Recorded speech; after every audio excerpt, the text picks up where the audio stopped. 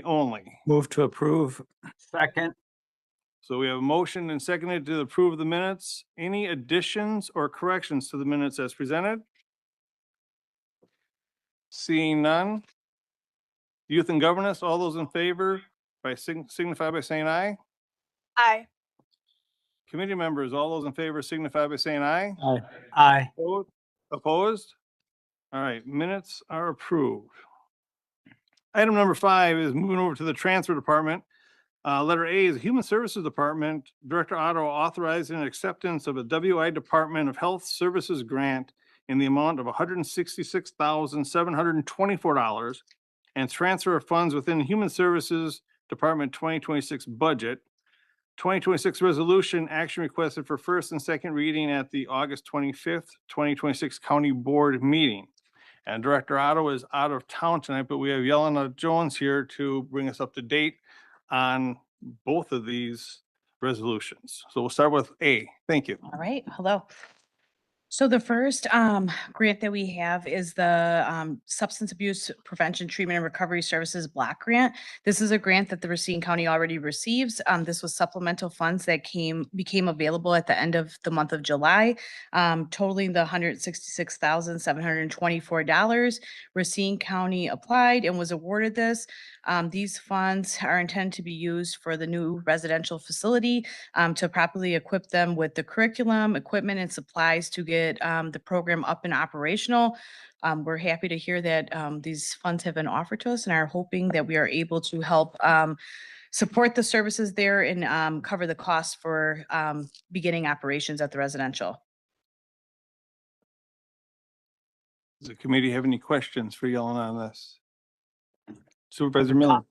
Thank you, Mr. Chairman. I assume there's a state deadline and that's why you're asking for first and second reading. Yes, and I should add that, my apologies. These funds need to be spent by September 30th, so we are quite on a time crunch here. The supplemental funds end then, and then we just continue with our normal amount of funds that are already allocated for substance abuse treatment and prevention within the county.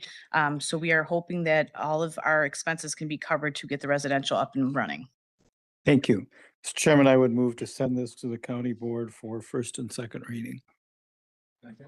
So we have a motion seconded to send this to county board for first and second reading this evening. Is there any other discussion on this? Supervisor Trotter. Thank you, Mr. Chairman. I want to thank the grant writers that obtained this supplemental grant. And reading through the details, what struck me is it states the project will eliminate a long-standing gap in the county's continuum of care, improve access to residential treatment, reduce barriers to recovery, and provide individuals with the tools, environment, and support necessary to achieve lasting recovery. I love that, and this is great that we can use the money in this fashion. Thank you, Yelena and your team. Thank you. And I also want to just kind of add too, with the way that this is written, I've had some conversation too. It's very, very broad on what we can use the money for and how we can spend it. So it's one of those things where it gives us a lot of flexibility with everything from something as bedding and pillows to hygiene products to curriculum and workbooks and stuff like that. So thank you. Any further discussion on the motion? Seeing none, Youth and Governance, all those in favor signify by saying aye. Aye. All right, committee, all those in favor signify by saying aye. Aye. Aye. Opposed? All right, motion carried. Thank you. So while you're up there yet, we'll move on to the letter B. Human Services Department, Director Otto, the authorized an acceptance of a WI Department Health Services grant in the amount of $200,976 and the transfer of funds within the Human Services 2026 budget. 2026 resolution action requested for first and second reading for the August 25th County Board meeting. All right. Yelena, would you bring us up to date on this one, please? I sure will. This grant is a grant opportunity for the Community Mental Health Services Block Grant. This is a grant that Racine County already receives. An additional supplemental fund became available same time frame as the last grant discussed at the end of July to be used for the months of August and September. All funds need to be expended by the end of September 30th. The total award is the $200,976. we were able to apply for this loan. What we intend to utilize this grant, as you can see, it's late in the evening. So this grant's intentions are to continue to expand the programs and initiatives surrounding housing-focused behavioral health services for individuals living with serious and serious mental illness. Anybody dealing with serious and persistent mental health issues obviously already has a barrier against them when their basic needs aren't being met, such as being homeless. This creates another divide in them trying to find some stabilization. With that being said, we have proposed that we will use existing initiatives such as our SAIL crisis hostel in ensuring that any individual that comes to SAIL that is looking for connection to housing supports or promoting long-term stability and recovery, we will link them with a nonprofit provider that deals with housing navigation and stabilization services to help find some housing services that are available to them. This fund cannot be utilized for paying rent payments, mortgage payment, landlord payments. This is strictly for housing navigation, supports, coordination with landlords. These dollars will have to be utilized to work with nonprofit providers within Racine County. Loving Kindness is one provider here in Racine County that is a nonprofit that often struggles with funding. We have had conversations with them. We also intend to have some conversations with Halo to ensure that we are trying to capture anybody that is dealing with some housing homelessness issues or at risk of becoming homeless, to make sure that we could try to sustain them with long-term stabilization in that arena of getting their basic needs met. Since the grant is $200,976, we have proposed that $100,000 of this goes to the nonprofits, and we will obviously keep hold of all the grant reporting, all the requirements of the grant. The other $100,976 will go for advertising. This is a big ordeal that behavioral health often struggles with, is to get the word out of the resources that are available within Racine County Crisis, such as the Crisis Hotline, our Crew Initiative, making sure that people are aware of Wellness Connect and where to turn for mental health services within the county. So we're looking for a motion to accept the grant. Mr. Chairman, I would move to send this to the county board for first and second reading tonight. Second, Mr. Chairman. So we have a motion and seconded to accept this grant, move it forward to county board for first and second reading. Any further discussion? Any questions? All right, seeing none, we'll call the question. Youth and Governance, all those in favor signify by saying aye. Aye. Committee, all those in favor signify by saying aye. Aye. Aye. Opposed? All right, thank you. Motion carried. Thank you. We'll send this to county board for first and second reading this evening.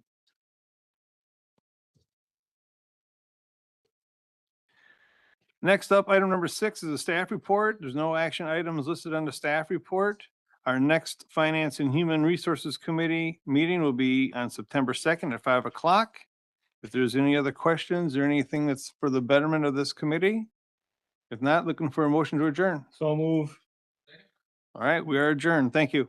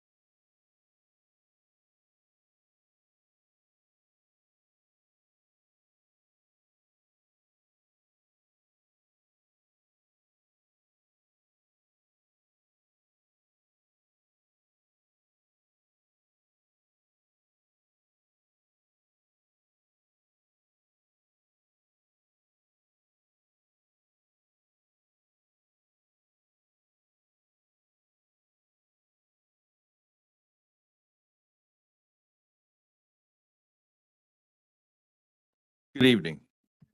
Tonight, we're having a little technical difficulty with the video, but we do have the audio. So I'm going to be calling the notice of the meeting of tonight for the uh, Executive Committee. First thing on the agenda is approval of the previous minutes. Second. Motion's been made and seconded. All in favor, say aye. Opposed? Motion's carried. Item number 2, closed session. It's approximately 20 minutes. It's anticipated that the executive committee will meet in a closed session pursuant to section 19.85, parent 1, parent Z of the Wisconsin statutes to deliberate and or negotiate the sale of public land and investment of public funds for development at 209 North Main Street in the city of Burlington, where competitive or bargaining reasons require a closed session. I would so move. Roll call vote. Supervisor Meyer, Supervisor Miller, Aye. Supervisor Rossi, Supervisor Capellion, Supervisor Weatherston, Supervisor Shakur, Supervisor Spencer, Chairman Kramer. Yes.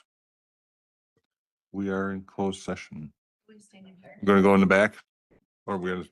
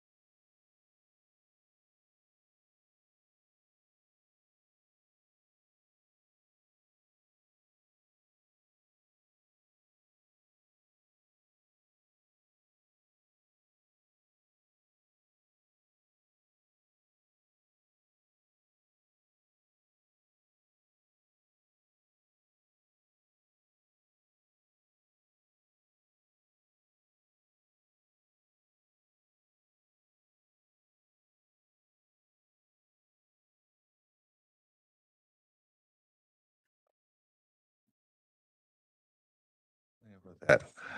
Good evening. My name's Tom Kramer, and I'm going to be calling the County Board meeting for August 25th, 2026 to order.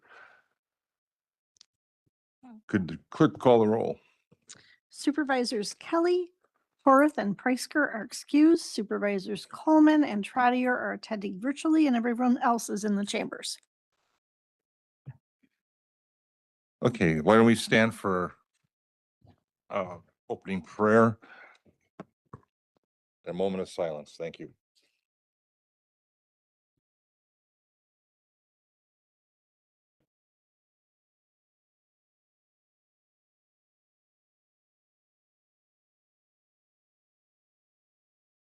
And now the pledge. I pledge allegiance to the flag of the United States of America and to the republic for which it stands, one nation, under God, indivisible, with liberty and justice for all.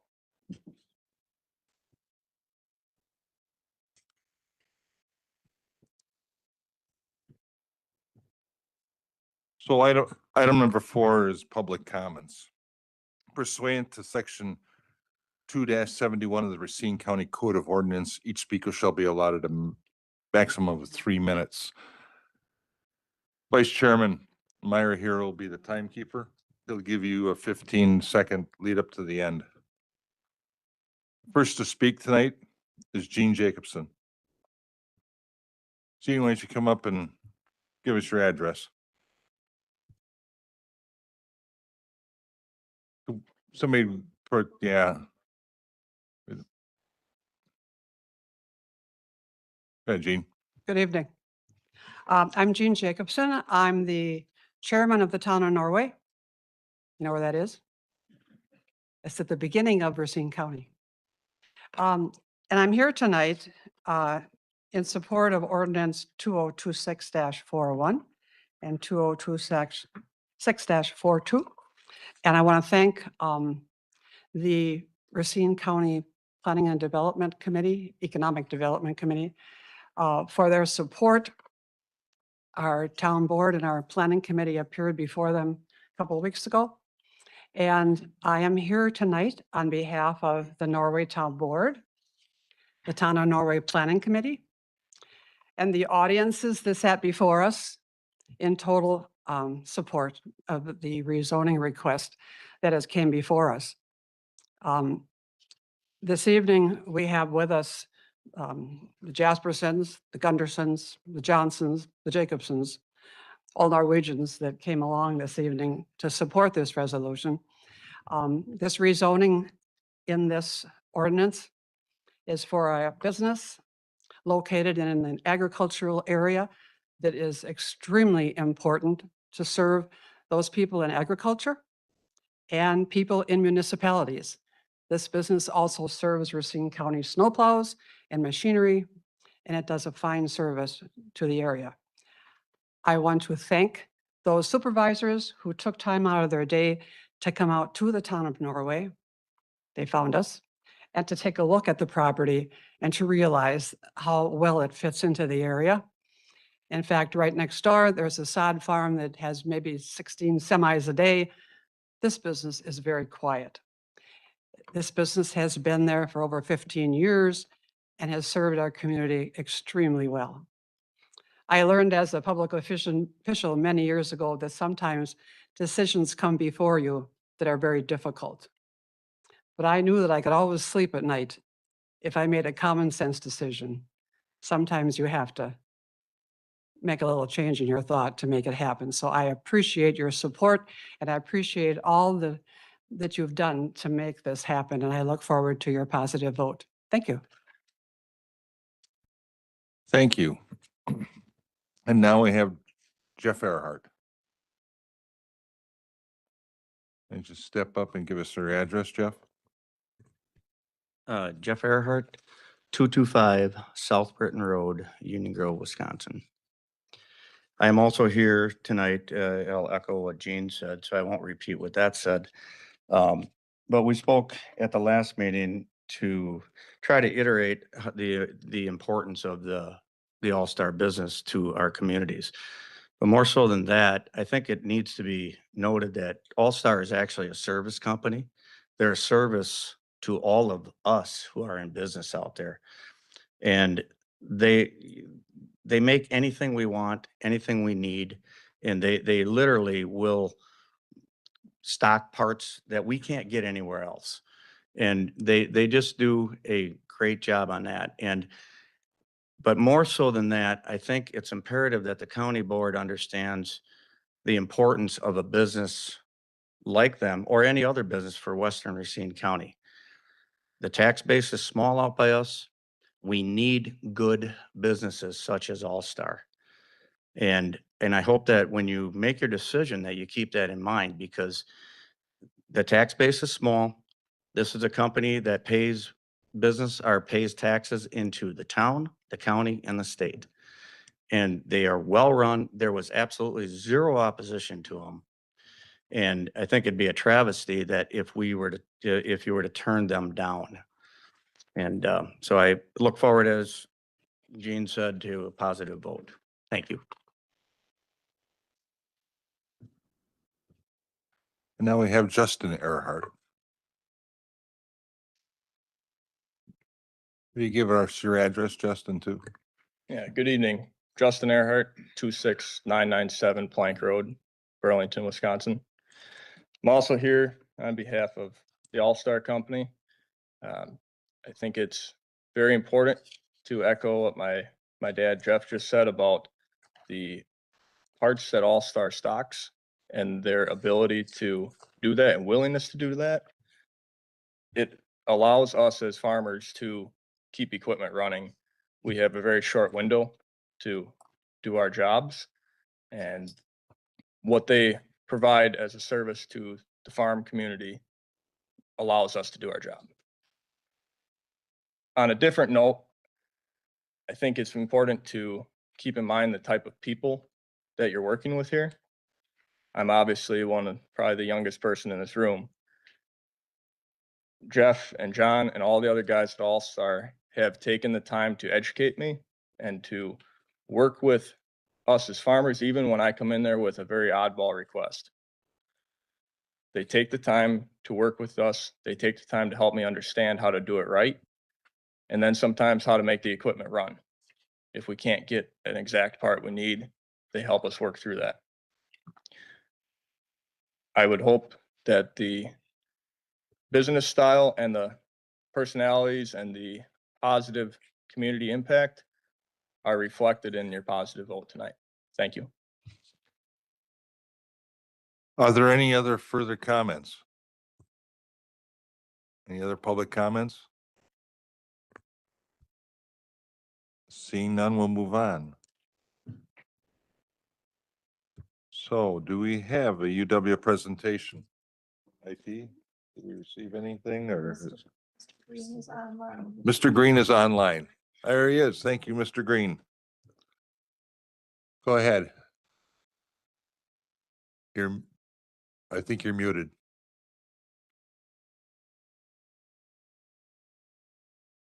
There we go. Sorry, I'm not terribly familiar with WebEx. So I'm going to share my presentation real quick. I was asked to give this presentation to a group of municipal officials, I believe last month. And then I was asked to give the presentation to the full county board. So my name is Carl Green, and I'm with the local government education program with UW Extension. We are part of the University of Wisconsin-Madison, and we are really here to help both elected officials and just the general public better understand a variety of issues in the state that the university works with. And so our job is to help local elected officials understand a variety of issues regarding elected government, and one of those being the Wisconsin property tax system. So I'm going to go into this. I know that I cannot see everybody there, and I certainly don't mean to insult anybody if I explain this or over explain it, but I think sometimes understanding some of the basics of our property tax system makes us better able to explain it to the general public as well. And they really look to us to understand how the system works, as well as where our property taxes go. So we have a two value system. We have both the assessed value that your municipal assessor determines, or your municipal assessing department. And then we have a what's called full or equalized value that the Department of Revenue statistically determines from municipal sales supplied to them from your municipal assessing department and other assessors around the state. So not all taxing jurisdictions use the same value. The county uses the equalized value to divide its levy by to get its mill rate. The municipality uses the assessed value to divide its levy by to get its mill rate. And so sometimes when we compare mill rates between municipalities, we're actually making a little bit of an error because we're using each municipality's assessed value rather than the equalized value, which would cause the numbers to become more equal and equalized according to the state of the Department of Revenue. We also need to understand that not all properties are assessed at full value. In more rural areas where we have ag land, that's assessed at what's called a use valuation based on the crop that's being grown. And then depending on the forest land and how it's being used and whether public access is offered or not, there's a variety of managed forest land programs that that owners can receive. In other words, just not every single type of property is assessed the same. And so that can be confusing. And this confusion really starts to lead to mistrust. And that mistrust gets echoed in a lot of different ways. One of that is through the TIF debate and whether TIF is a way to really incentivize economic development. Again, better understanding of the property tax system helps people to better understand some of these more complicated subjects, such as TIF. And as I mentioned, your understanding of the property tax system can be very helpful in reducing that misperception. So it's such an important issue because we rarely pay property taxes. Unlike sales tax, where we're paying it with every purchase, property taxes are billed on anywhere from 1 to 4 installments, and you're paying them annually. And so people really, it really, emotionally affects people. It's a big, large sum of money that's being sent out in pretty big installments. Revaluations, which I'll talk about a little bit, and the impacts that they can have. It'll create a fluctuation in that property owner's valuation, and the perception is that however much that fluctuation goes up, my taxes are going to similarly go up, and that's just not always the case. So to very quickly get us to understand how the system works, when we budget, we have more expenditures and we have revenues. We have a lot of revenues coming in as a municipality or as a county, but we typically have more expenditures than revenues, and we have to make that up. We have to balance our budget every year, so we balance it with the levy.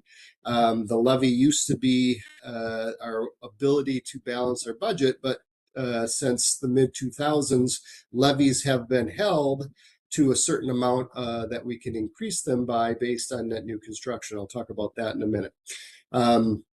When we do a revaluation and we get more in the bottom of the equation, we aren't getting more money. We are only getting more money by levying more dollars. So by levying more dollars, we get more money, but unless we are not doing that, we aren't getting more money. And just by changing people's valuation doesn't mean we have more money to spend. And so people need to realize that the bigger that the bottom of the equation gets, the mill rate actually will go down as well. And so while, yes, as the housing market has really escalated in the past few years and values have really escalated as well, those appreciations in the market can sort of fluctuate out through a lower mill rate. So unfortunately, when the property tax bill comes, what it is looking at and what it represents is the percent change from the year before. And so when a revaluation does occur and somebody that was under assessed is now being paid, or excuse me, is now over assessed adequately, closer to what the average is, then it's going to show a significant change from the year before. That is not the amount that the municipality or the county or the school district is levying. It's simply the difference between last year's tax bill for this property and this year's tax bill. I don't believe that the general public gets that, and I don't blame them. These tax bills have a lot of numbers on them, and they can be very confusing, and that percent tax change at first glance looks like that's how much of a difference it is that the city or the taxing jurisdiction is spending between years. What really causes property taxes to increase is increasing the tax levy. If we don't change the municipal or any assessed values, or when we have changes to individual assessed values, while the municipal assessed value has either reduced or stayed the same or increased at a lower rate than your individual increase. So this is getting at that reassessment. Just real quick, this is a example tax bill that can be sent in the mail with the property taxes, so that people at least have the ability to understand what they're looking at. In the middle of the screen, towards the top, you see what is called the average assessment ratio. That's a very important number. This example gives us an illustration of what happens between years during a reassessment year. And again, I sincerely apologize. I cannot see anybody. I don't know if anyone is falling asleep at this point. I'm sorry to continue to go on, but this is really the nuts and bolts of how the property tax system works. So this community, let's say, is a community of 6 people. They are assessed at a very different amounts, and so their assessment ratios are anywhere from 77% to 95%.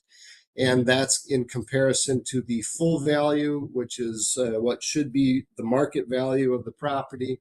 The assessor, however, has deemed them at very different amounts. And so on average, their average assessment ratio is 84.6%. But you can see that's an average, and they range anywhere from Marge, who's at 77%, to Mike, who is at 95%. So they levy $12,500 for the year. They spread that over that $1.1 million. And they have $10.96 as a mill rate that they need to spread over everyone's value. Whoops, excuse me. So in this beige in the bottom of the left side of the graphic, you can see how much each individual property pays for property taxes in that community. So the next year, which is represented by this black line, they have a revaluation. And so new values are determined. And so the red represents what those new values are for each property tax owner. Again, there's only 6 property owners in this community. Each one goes up a certain amount in comparison to the market value. The market value hasn't changed at all, but the valuations in comparison to each other have changed. The assessor went through and reassessed.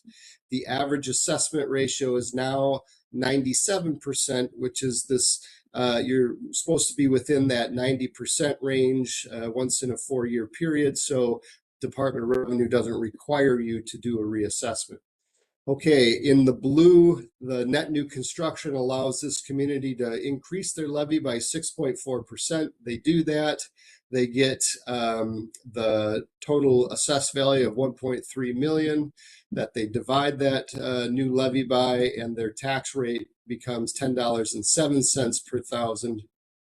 Put that in the tan, whoops, and you can see how it plays out. They are able to raise the full amount that they need to raise, and look at the difference that different taxpayers have paid. The person that was under assessed the year before saw a $243 increase in their property taxes, but Mike, the gentleman that was overassessed in relation to everyone else, even though his property tax assessment did go up between the year before and the new year, his property taxes went down, and that's because everybody else is accommodated for that raise because he was paying such a higher average or such a higher assessment in comparison to his neighbors.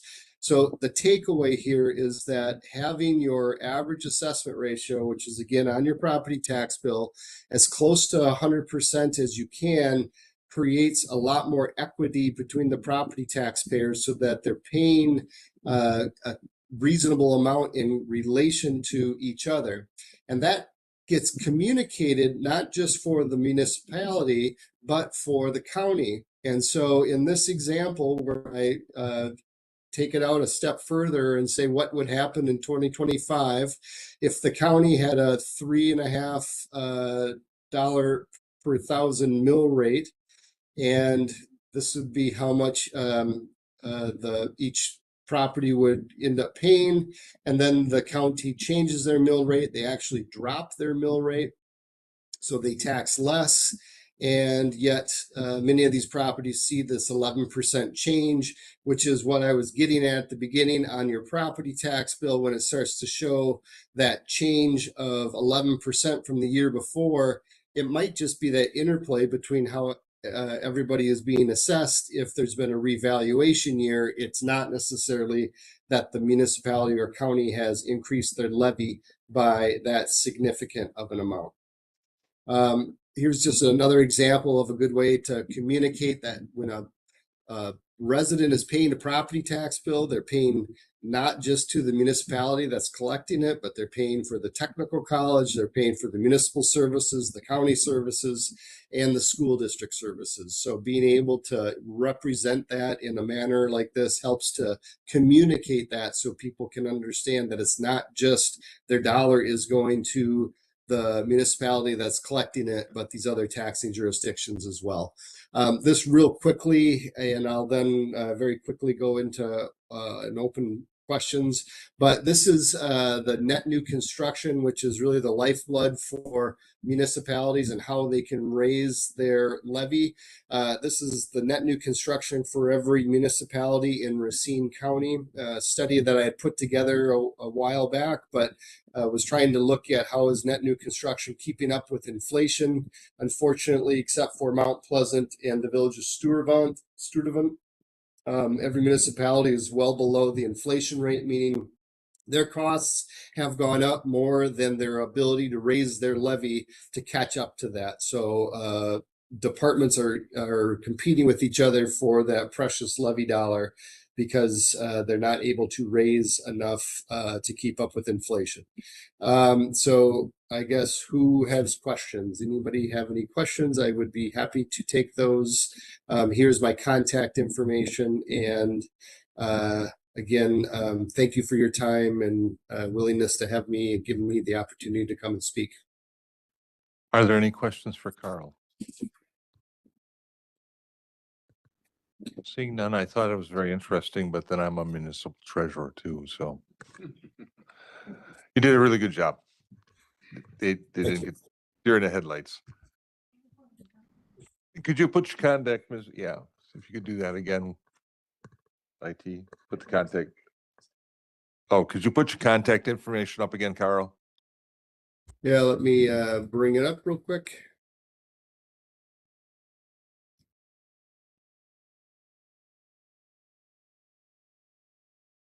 You see it? Yes.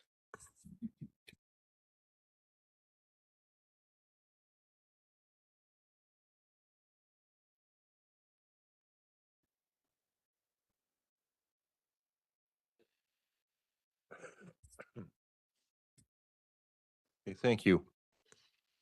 Yep. Thank you, everybody. All right. Item number 6. Reading of the minutes of the previous meeting, which is automatically waived unless requested by the majority of the members present. Item number 7, resolutions and ordinances referred to committee. There are none. Item number 8, introduction of resolutions and ordinances for first reading and referral. We have resolution number 2026-49 by Public Works, Parks and Facilities Committee authorizing and approving a memorandum of understanding between Racine County Public Works and Waterford Youth Football. Vice Chairman. Thank you, Mr. Chairman. Your Finance and Human Resources Committee met earlier this evening and unanimously passed 2 resolutions, 2026-50 and 2026-51. These would be for some supplemental grants. We typically don't ask for first and second reading, but if there is no objection, I'd like to ask for first and second reading tonight due to the amount of money and the time that it needs to be spent. I see no objections. See there. Okay. Liz is passing out copies to everyone. The first one would be resolution number 2026-50 by the Finance and Human Resources Committee authorizing the acceptance of a Wisconsin Department of Health Services grant in the amount of $166,724 and transfer of funds within the Human Services Department 2026 budget. And then resolution number 2026-51 by the Finance and Human Resources Committee authorizing the acceptance of a Wisconsin Department of Health Services grant in the amount of $200,976 and transfer of funds within the Human Service Department 2026 budget. Thank you.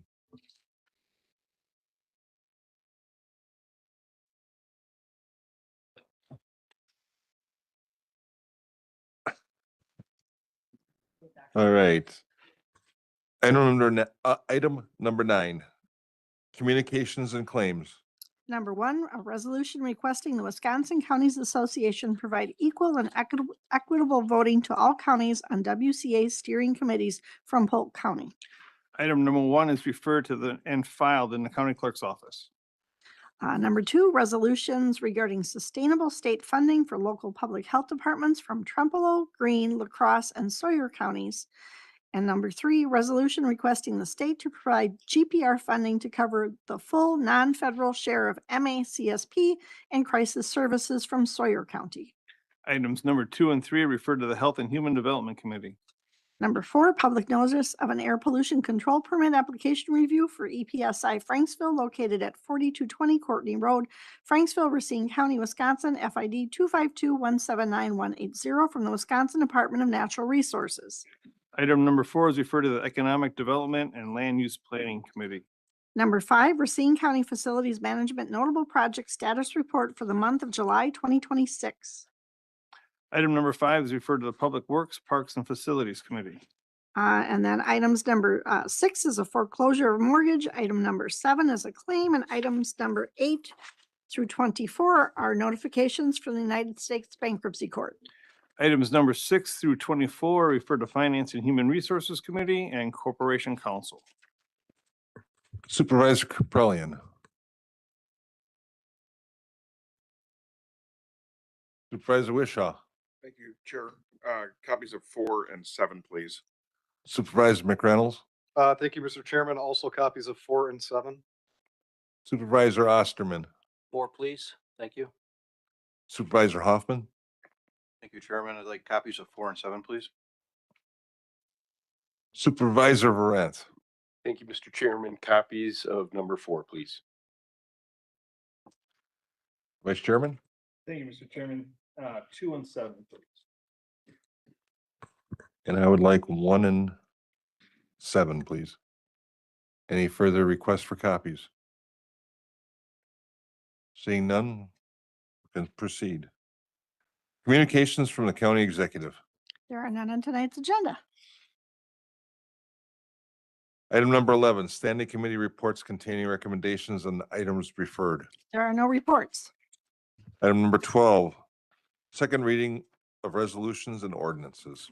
Under majority vote, we have ordinance number 2026-41 by Economic Development and Land Use Planning Committee to rezone from A2 General Farming and Residential District 2 to B3 Commercial Service District, Section 22, Town 4 North, Range 20 East, Town of Norway, owners Ingersoll Development, LLC.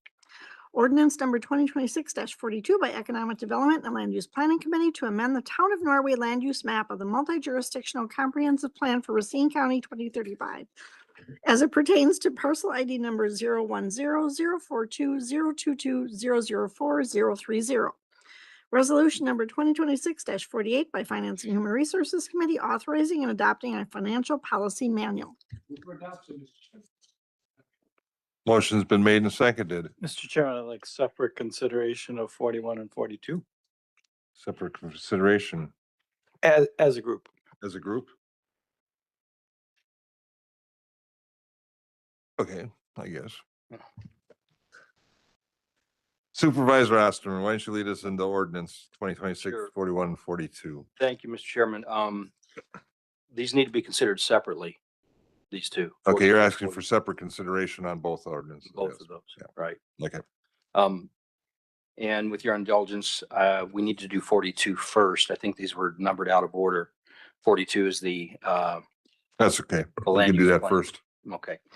So 42 is what we're talking about. This is the land use plan amendment for the town of Norway. The change in the ordinance that from what you had in your packet versus what is on your desk now is the third page, line 7. There was a typo that proposed amendment to the Burlington plan, and it was supposed to read town of Norway. So that change has been made. It does not require a separate S ordinance, just a correction. So, and the other is 2026-41 as a rezone. Normally these things, this land use plan with a rezone is a very routine type of If I could, issue. should we take 2026-42 first, or you want to explain 40? I'm doing that. Okay, Now, why- 42? Okay. For 42, right. Okay. But this land use amendment is not routine. Neither is the ordinance, the zoning ordinance. Just right up front, we need to get out of the way that the business that has been operating there has been operating for 13 years in a non-conforming use. I believe that is due to the fact that Mr. Ingersoll was misinformed, either through research or information that he had as to the requirement to have an operating permit. It very well could have qualified under our HBARB ordinance, but he was operating under the use that you could operate with a small business within the confines of an A2 within a building with limited number of employees. During the EdLoop meeting, I was only on the phone. I was not in person. I did not have the opportunity to meet Mr. Ingersoll. I'd like to thank Supervisor Wishaw for facilitating that introduction. I went out and spent 2 hours talking to Mr. Ingersoll, made a friend, and we exchanged our dilemmas.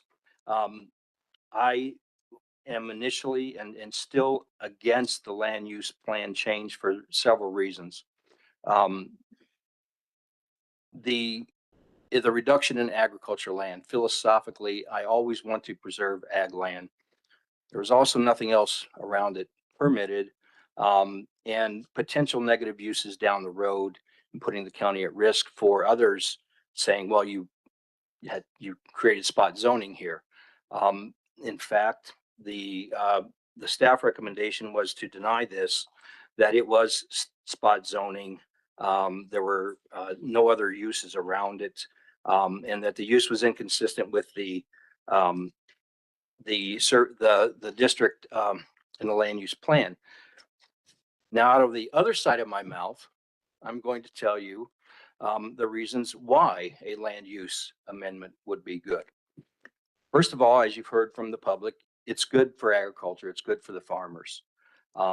There's overwhelming public support. There was not one person at the EdLoop meeting or tonight that spoke against allowing this to happen.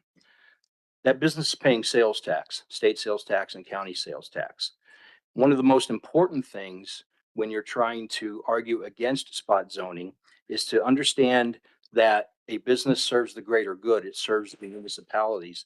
This business carries OEM equipment from every manufacturer which is what the farmers need, and especially our municipalities.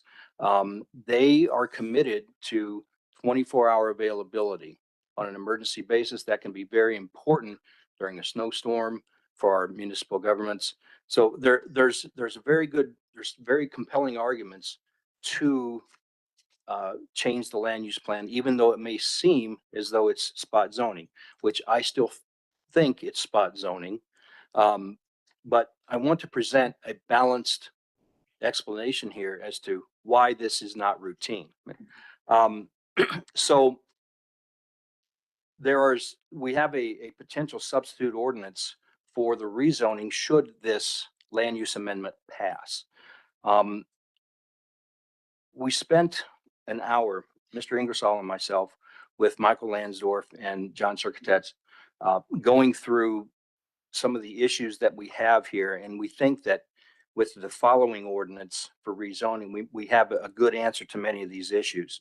So it came out of committee, this land use amendment came out of committee at 6-1. 6 members voted to allow it. I was the lone vote against it, again, because I think it's important to preserve agricultural land. Now, admittedly, we're talking about affecting less than 10 acres. And I know I'm arguing against myself here, but I want to be able to present to you guys all the reasons for and against this.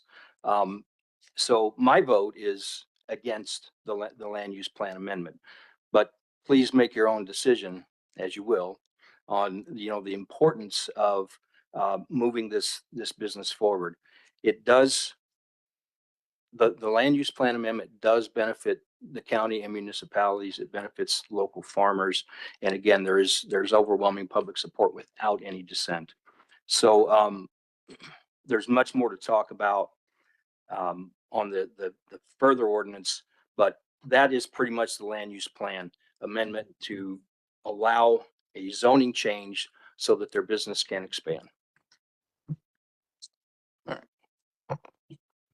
Any other further comments? Supervisor Miller. Thank you, Mr. Chairman.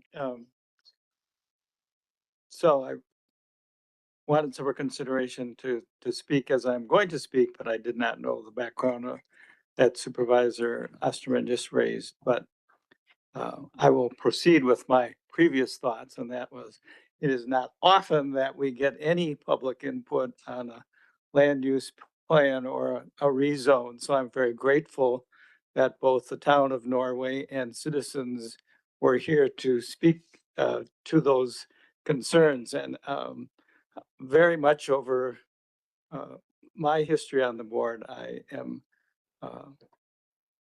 inclined to trust the local people in their decisions.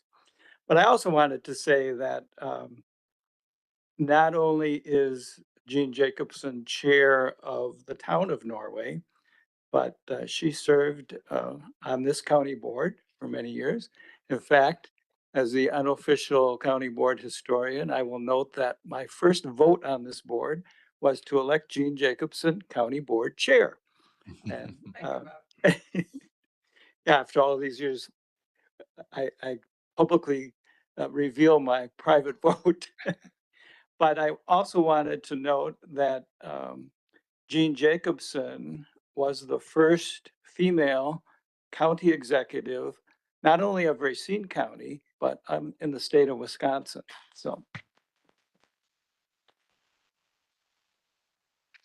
I just think it's important for us, especially those who might be listening online, to note that we have distinguished citizens with a lot of service here this evening. Thank you, Supervisor Miller. Supervisor Trotter, you had your hand up? Yes, thank you, Mr. Chairman, for allowing me to speak. And thank you, Mr. Chairman, for giving me the tour of the town of Norway and the property in question and the surrounding community that supports it. It was very educational. I want to let everyone know that I have been a banker for the last 35 years, and I understand development and business for all communities, especially the community of Racine County. But I am not in support of amending the town of Norway land use map of the multi-jurisdictional comprehensive plan for Racine County in 2035. Why? That recommendation from our Development Service Division was to not adopt this change. The change could be considered spot zoning, according to our Development Service Department. This change, if approved, may or could set a precedent for future requests of landowners in the county. This may and could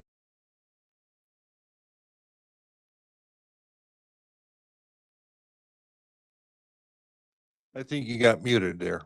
Supervisor Trotter. I'm sorry, I hit my button. This change, if approved, may and could set a precedent for future requests of landowners in Racine County. This may and could be a potential liability for the county. With this, Mr. Chairman, I cede the floor and I am not in support of this ordinance. Thank you, Supervisor. Are there any other comments? Supervisor Wishaw. Thank you, Chair. I'm in support of this. I spoke to Mr. Ingersoll for probably close to 45 minutes late last week. It was a great conversation. It's clearly they have done a lot for town of Norway. They've done a lot for Racine County, and they're going to continue to do that as they move forward. I'm not in favor of doing anything that would hinder their ability to be a successful business and a good patron for their community. So I'm in favor of supporting this moving forward. Supervisor McReynolds. Thank you, Mr. Chairman. I am in support of this. It's not too often, I think it's been said, that there are a lot of people that'll show up at an economic development and land use meeting. And I am out in that area and have heard nothing but great things about the business owner. And to have several neighbors come in and support this just echoes what a great business and what this gentleman does, not only for the businesses, but also for the community. So I am in total support of this. Thank you. Supervisor Hopkins. If you Yeah, I just want to make sure I understand what's at issue. Is it that allows this business to exist and or allows this business to expand? If you just kind of clarify. both. Isn't it? May I? Go ahead, Thank you. Supervisor Osterman. So what's before you right now is the land use plan change. With that, so Mr. Ingersoll was found to be operating without a permit due to information that he had. He thought he didn't have to have an operator's permit, but he does. So he's in the process of fixing that with the developmental services. But he has two choices now. He has to find a new place, a new building, because where he's at right now operating, which I toured the place, it's very clean. It's a well-run operation. Everything's being done really, really right. And there are a lot of precautions being taken. So I appreciate the good business that he's running. And Mr. Ingersoll, if while I'm talking, if I mischaracterize anything, please step up. So he has to either move to a new building somewhere, or he has to seek a land use plan change and follow that up with the zoning to get the right zoning so his business is permitted. Right now he's running technically an unpermitted business, and it's not been objectionable to the neighborhood or anybody or anything.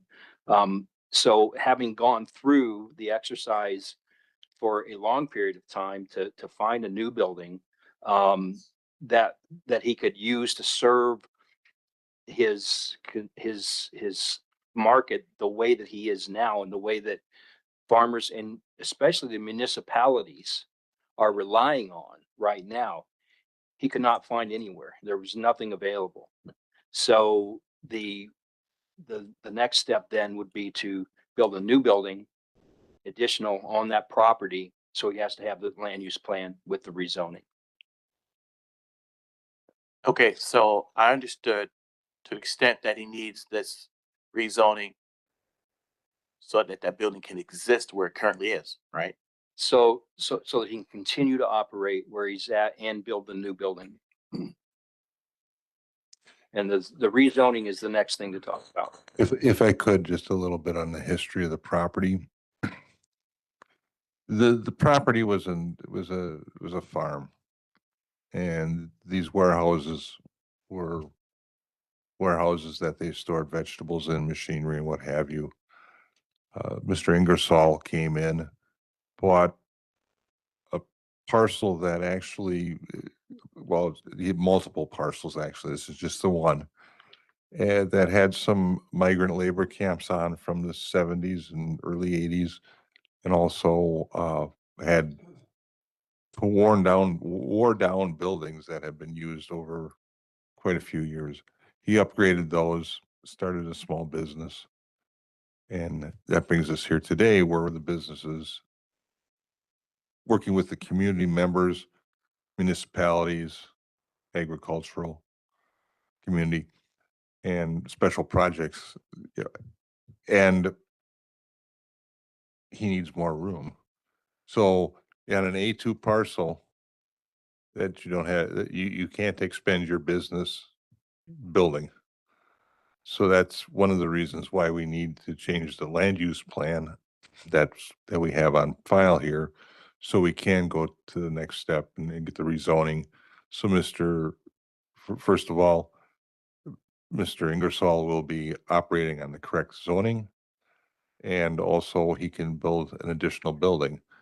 Now, the building is, his area there has got a couple, 3 or 4 acres of gravel, parking lot. The rest is all farmland. And the farmland has, last time the town of Norway did a sounding out there, a soil sample out there was 16 feet of muck. So you have to be on the high ground to be able to build this building. So the impact on the farmland probably isn't going to be very much to losing it. So go So ahead. the current resolution or resolutions is so that that business can exist and expand, and without it, he has to move. Yes.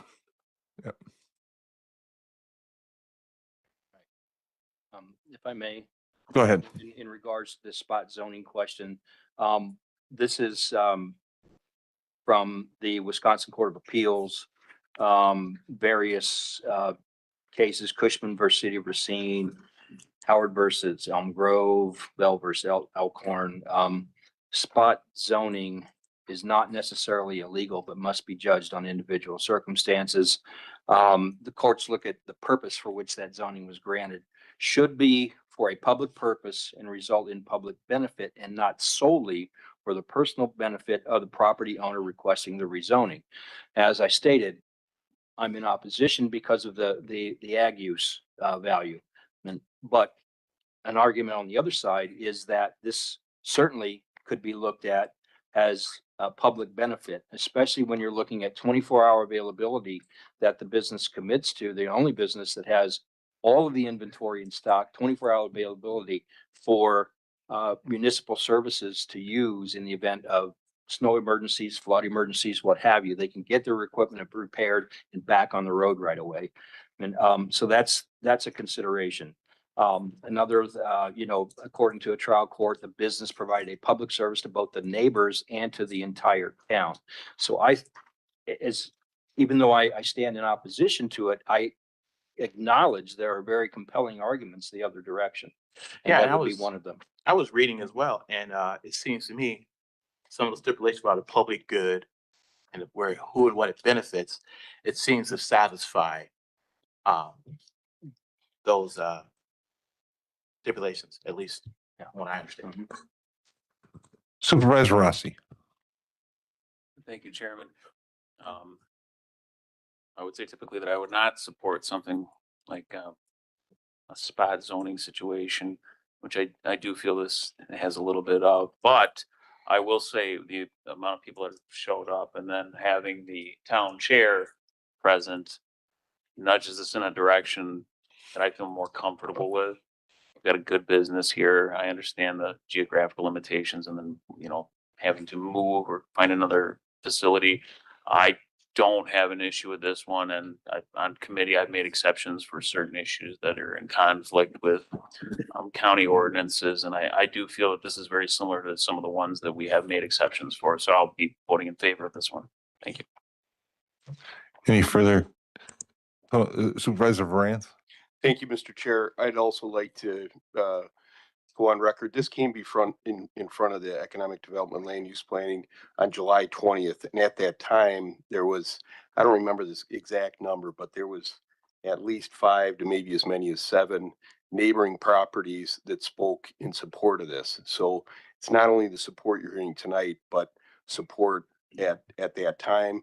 This business already has a history is operating in good standing without any issues. And it provides a very needed service for a lot of the different businesses and people within the area. Not moving this forward not only affects the business that we're talking about, but the people that support that business and need products. And generally, when they need those products, they need them in an emergency, during planting, harvesting season, and snow situations. So I'm going to vote in support of this, and I would ask that we think in terms of those things too as we move forward. Supervisor Caprellian?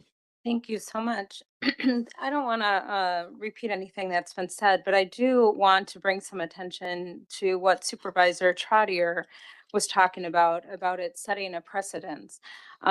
Being that I am one that supports it, but I have to think about, as I've sat here for 15 years and I've been hearing things like that, and I've often said the same thing. And I wonder what would show up for this to be different, because I think we are all thoughtful people making a judgment call here. And so would another body that would come with another issue that might look similar. So I do think it's a fair concern that Supervisor Trottier has, but I'm wondering if maybe in the motion, now I'm just kind of thinking out loud, or if it be written as be in what we have before us, that it doesn't say that it's just approved, because it could be because we like the guy. But maybe that because the surrounding area is constrained from development, is what I heard Chairman Kramer said, and because the farmers or those who testify with established businesses need it, as something Supervisor Osterman had said was something that justifies spot zoning to go against it. So something more so in the motion that it could be. I think we're going to address that in the next ordinance. Perfect. Is there any other further comments or questions? Okay, Supervisor Wish. Thank you. I think this is a perfect example of extenuating circumstances and benefit to the community more than it is anything else. Mistakes were made. We're correcting mistake. And we're also supporting the community that he represents. So let's cut through the red tape. I mean, this is just something that makes common sense. And I don't know anything about the business, but I think it deserves that. Thank you. Thank you. Any further comments? Supervisor Miller asked for a roll call vote, so if you could power us up there, we'll get a roll call vote. You got yours?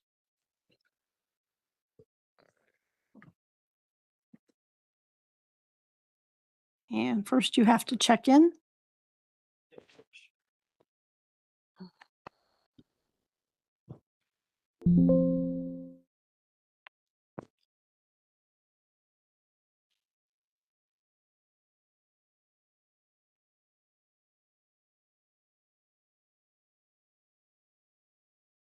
Okay. Supervisor Coleman, how do you vote? Yes.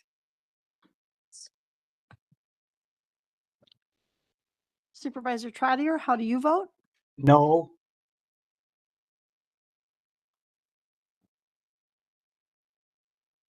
Motion carries. Give us a moment to record this.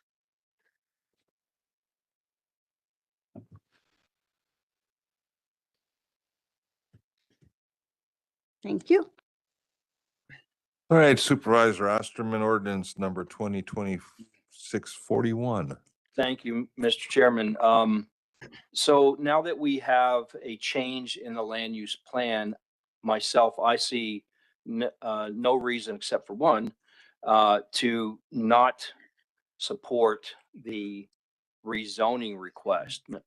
One of the things that happened during all of this discovery was that, again, Mr. Ingersoll and I sat down, we kind of traded places, put ourselves in each other's shoes and had a long discussion about what would you do if you had the issues that I had and vice versa. And so we talked for a long time, and that led to a meeting with County Attorney Lansdorf and Sturtevant.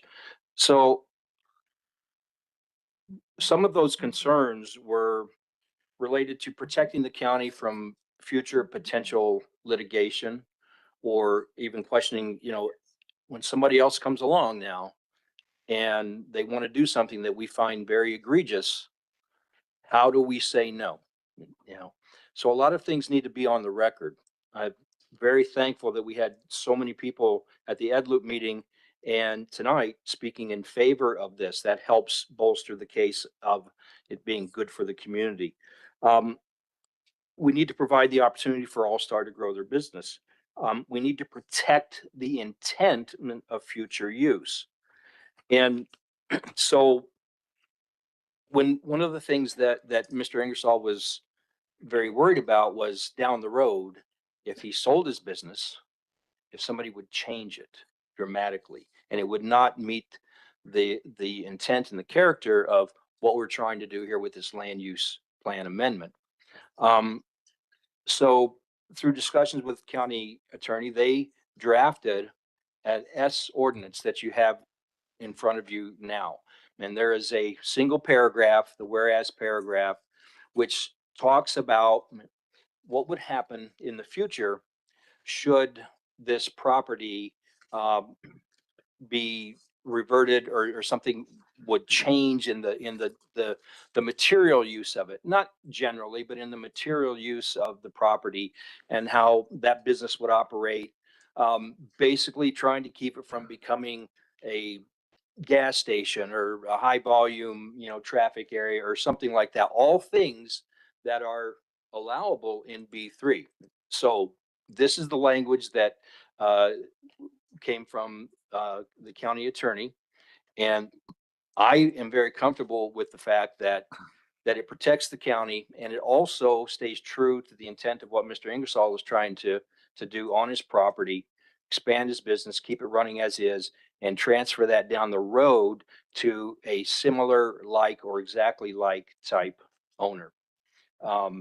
So that's what the S resolution is.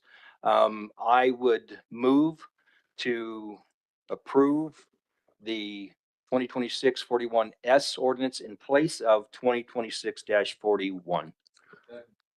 So we have a motion. It's been made and seconded to amend the 2026-41 to 2026-41S. Yeah. Now, Mr. Chairman, if I may, just real quickly, prior to this coming here, this was all vetted with Mr. Ingersoll, and he is fine with the way that it's worded. Has no issues at all, and feels very comfortable with the fact that this will help secure his property for the purposes that he's trying to make happen. It also puts this whole thing, it puts the reasoning on record also. This fixes a lot of issues, this S ordinance. So, Mr. Chairman. Supervisor Miller. Thank you, Mr. Chairman. I think I would like to know, and I would assume the rest of the board might, if the town of Norway has any comment on this S resolution with the additional paragraph on the rezoning.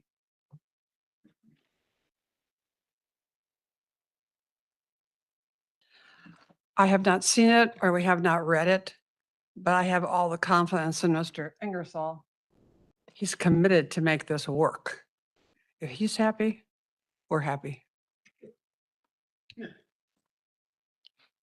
And I would say, Mr. Chairman, to that point, Mr. Ingersoll did not have to do this. And the things that he was offering, he was talking about doing something with the deed. He was trying to figure out how to make the county stronger with this.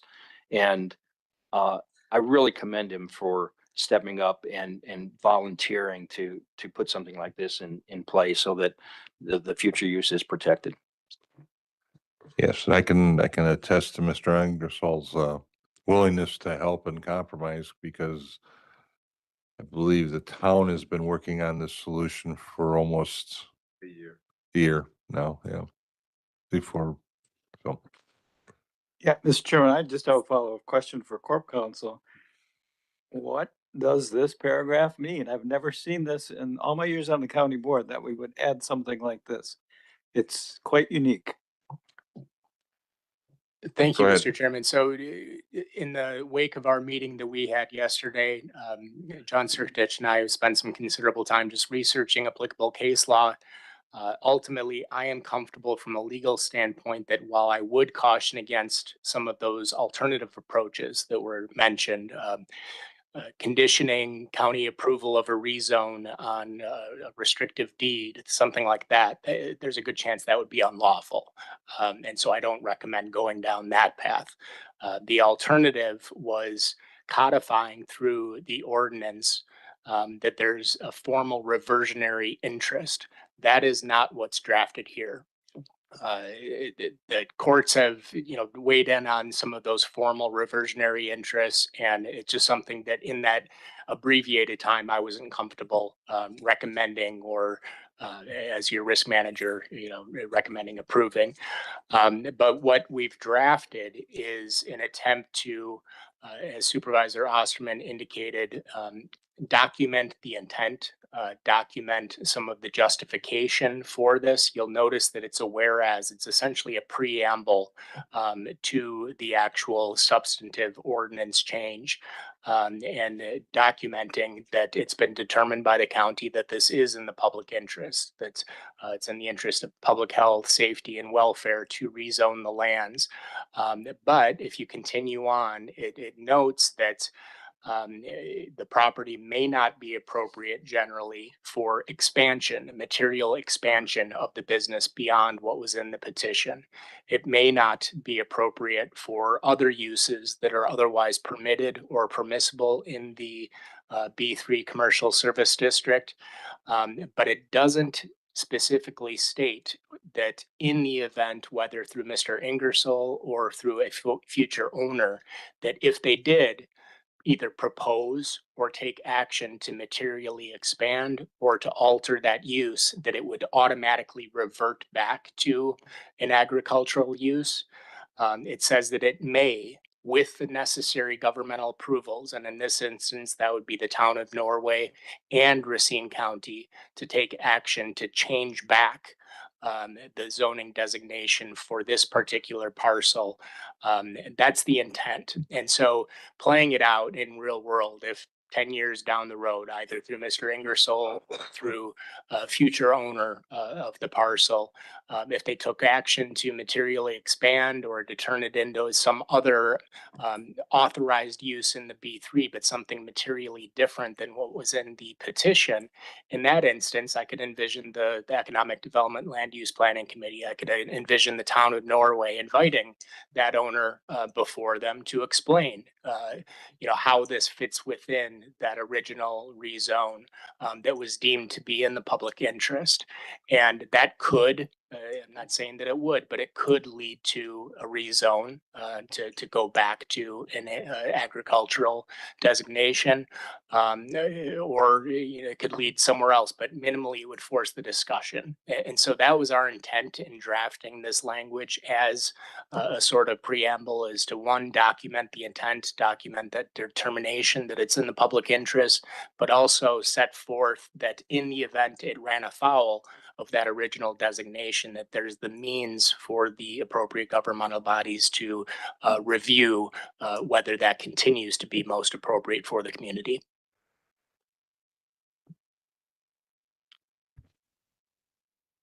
Supervisor Trotter.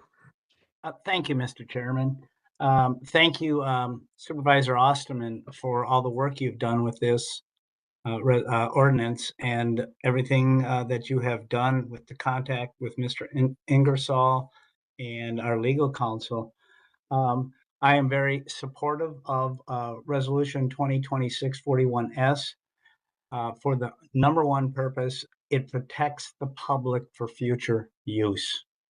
Yes, I am not fond of spot zoning, which this could be. I was nervous about the liability that it could create with the county.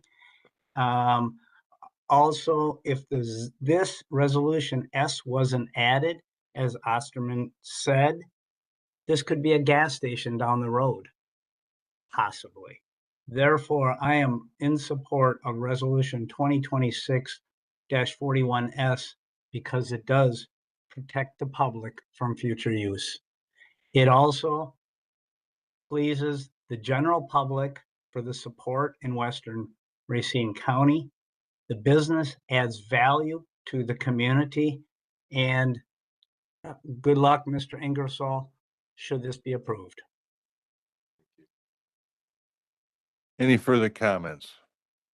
Okay, so we're going to be voting on the ordinance substitution, the amendment. It's the majority vote. It'd be a voice majority vote. Mr. If I could just interject, I just want to make clear that my understanding of the motion that's before the body is first the motion to amend or substitute. And so this would not be to authorize the S ordinance, rather it would be to replace or substitute the original drafted 2026-41 with 2026-41S. Okay. Upon that approval, if approved by majority vote, then it would go for another vote on the adoption. Right, this is replacing it, like an amendment. Okay.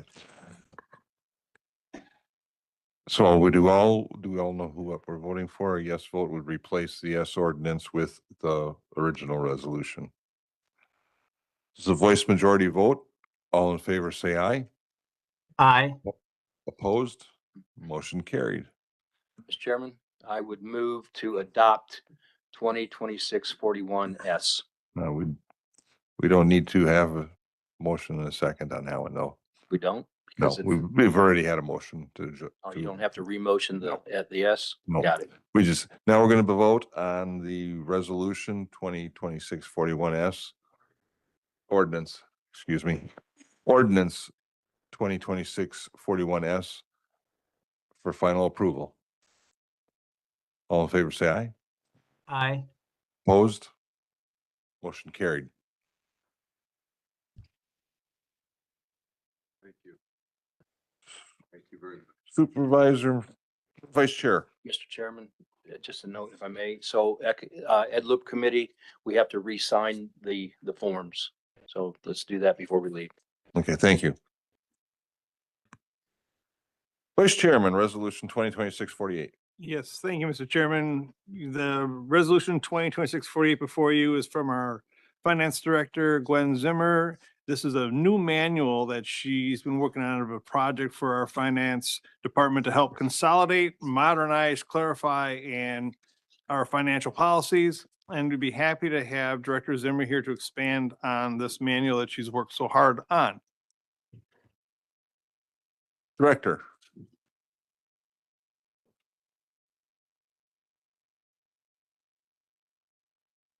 Thank you, Chairman.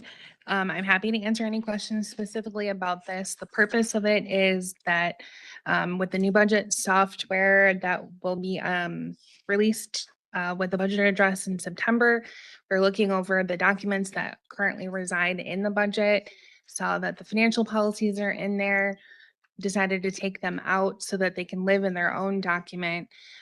This will live on the finance department page. It'll be looked over annually, provided to our auditors and to our bond counsel. It adds a lot of depth to the policies that have already existed. We've modernized them. We've looked at other municipalities and best practices by the Government Finance Officers Association, and it provides continuity of operations for my staff if I were to leave or others in my department to leave. Are there any questions on the document?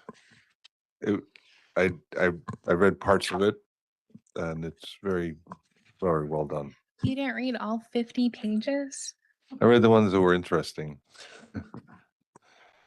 Supervisor Miller, you had a question? No, I just wanted to thank the finance director for all the work.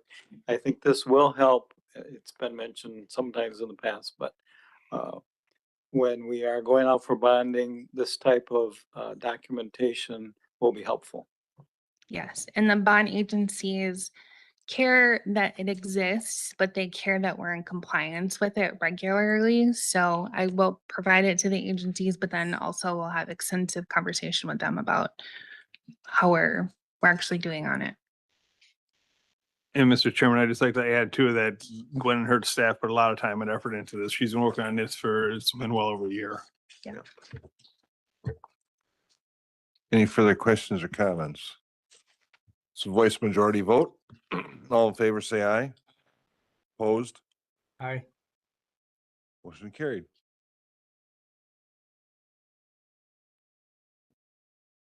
Next, we have the items for 2/3 majority vote. That would be resolution number 2026-44 by Finance and Human Resources Committee authorizing the appropriation and use of opioid settlement funds to pay 25% of debt service annually for the Series 2026A general obligation promissory notes for the behavioral health building in years 2027 through 2046, not to exceed $8,467,517.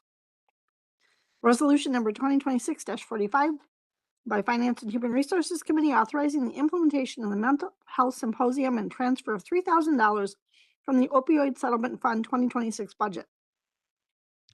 Resolution number 2026-46 by Finance and Human Resources Committee authorizing the creation of 1 FTE contracted peer support specialist effective September 30th, 2026 through December 31st, 2027, and transfer of $95,065 from the Opioid Settlement Fund 2026 budget.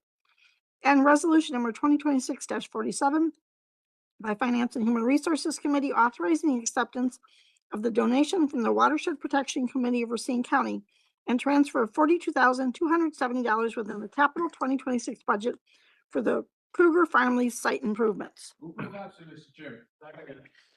Chairman. Yes. Thank you, Chairman. Requesting separate consideration for 2026-46. 46, okay.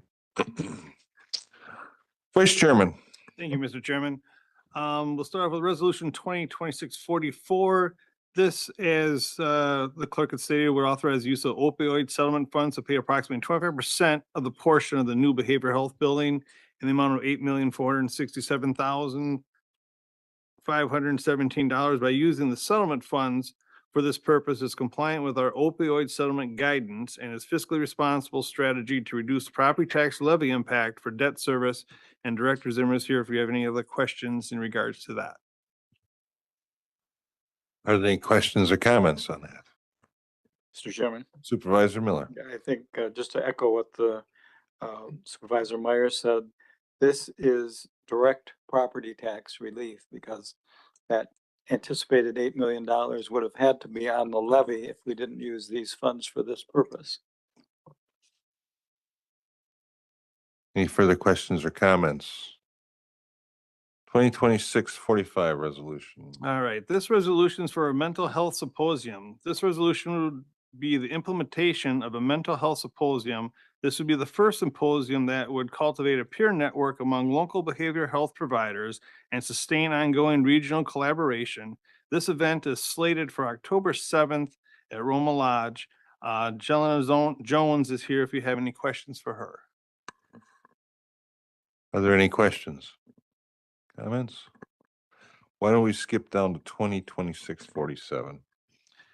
If you All could. right, resolution 2026-47. This would be an acceptance of a donation from the Watershed Protection Committee of Racine in the amount of $21,135 for a part of a shortfall in a Kruger Farm site improvement.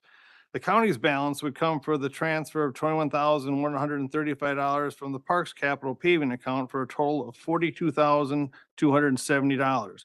And I believe Chad is here from Land and Water. Chad Sampson is here if there's any questions on that transfer. Are there any questions, comments on that? Okay, so this is a 2/3 majority vote on those three resolutions. Why don't you fire us up?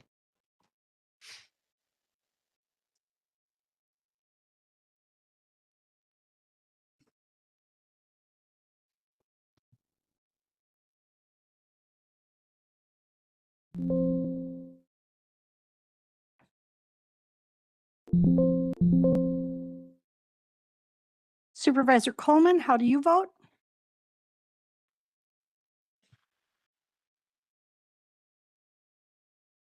Yes. Thank you. Supervisor Trotter, how do you vote? Yes.